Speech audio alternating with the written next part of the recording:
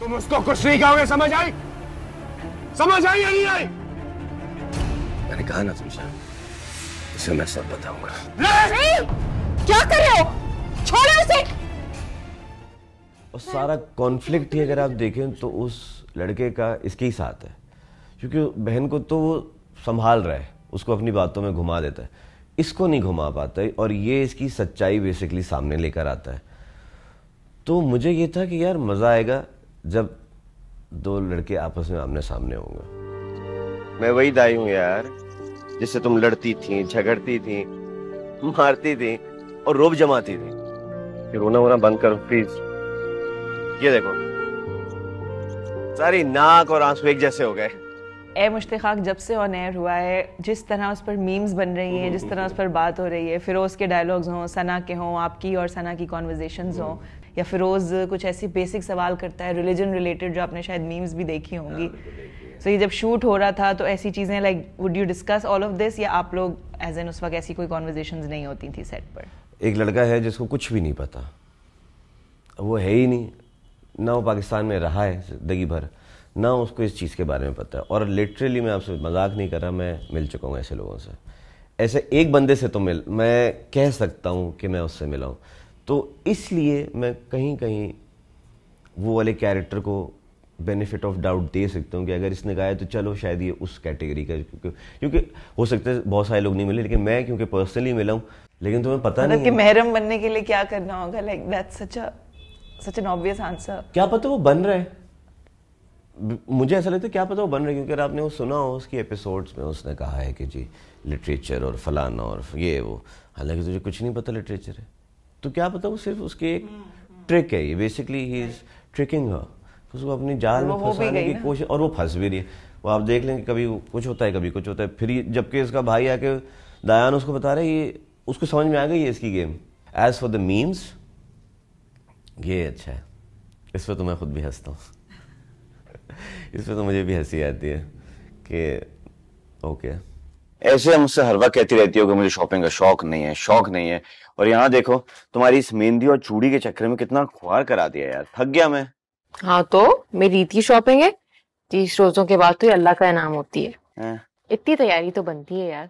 और जब शॉपिंग भाई के पैसे से हो तो भाई की बात आपने की, तो इस तरह बहन भाई का बॉन्ड हम बहुत कम देखते हैं अपनी स्मॉल स्क्रीन पर। तो आई थिंक ये एक रिफ्रेशिंग एडिशन हमें लगा कि कॉन्वर्जेशंस कर रहे हैं, और इस तरह शादी के टॉपिक पे स्पेशली डिस्कशन तो हमारे यहाँ बहुत ऑड समझा जाता है। तो ये रोल जब ऑफर हुआ था और इस डायनामिक्स में, जो कि हमें पहले पता नहीं था कि असद और सना जो है वो भाई बहन प्ले कर रहे हैं, सो वो कैसा था आपके लिए एक्सपीरियंस? ये एक चैलेंजिंग था मेरे लिए, ये कैरेक्टर, इस चीज़ को एक्सेप्ट करना मेरे लिए चैलेंजिंग थी, क्योंकि कभी इस तरह का प्ले नहीं किया, इस तरह का कैरेक्टर भी नहीं किया। बट इस कैरेक्टर में मुझे ना मुझे लगा कि ये थोड़ा सा मेरे एज एन एक्टर मैं इसको इस तरह से देखता हूँ कि मुझे चैलेंज लगा। चैलेंज इसलिए लगा कि उन्होंने मुझसे साफ बताया कि भाई ये है लड़का, ये है लड़की, ये है, और ये वाला कैरेक्टर आपका है जो भाई का है। अच्छा, पहले तो मैंने कहा यार अच्छा भाई का है, ये तो मुझे, मैं तो नहीं कर सकते, मैं क्यों करूँ। और उन्होंने मुझसे कोई ज़बरदस्ती भी नहीं की, उनका बस ये स्क्रिप्ट लेके जाओ पढ़ो इसको।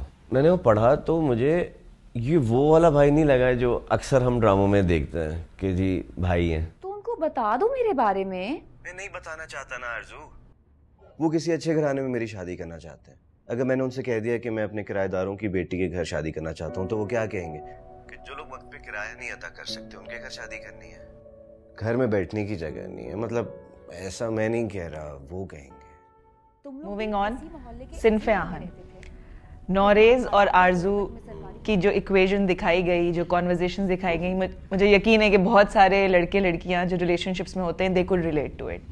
बहुत इंटरेस्टिंग उनकी वो होती थी, और शायद ऐसे मर्द हजरात तो बहुत ज़्यादा ख़वातीन का एक्सपीरियंस रहा होगा कि आप इतने सारी ख़वातीन हैं और आपको ऐसा कमिटमेंट नहीं कर रहे और इस तरह की बात कर रहे हैं। सो इस इक्वेशन के बारे में बताएं। नौरेज और आरजू की जो इक्वेशन है, अभी पता चलना है उसको, नौरेज को, क्योंकि उसने वो निकल चुकी है उस इक्वेशन से। क्योंकि जब उसने कहता ना सेल्फी लाओ, सेल्फी तो भेजो, अच्छा लाइट चली गई तो क्या हो गया, ऐसी फ्लैश में भेज दो। अब ये उसकी दिमाग देखें इसका कि I don't know if he is evil और नॉट।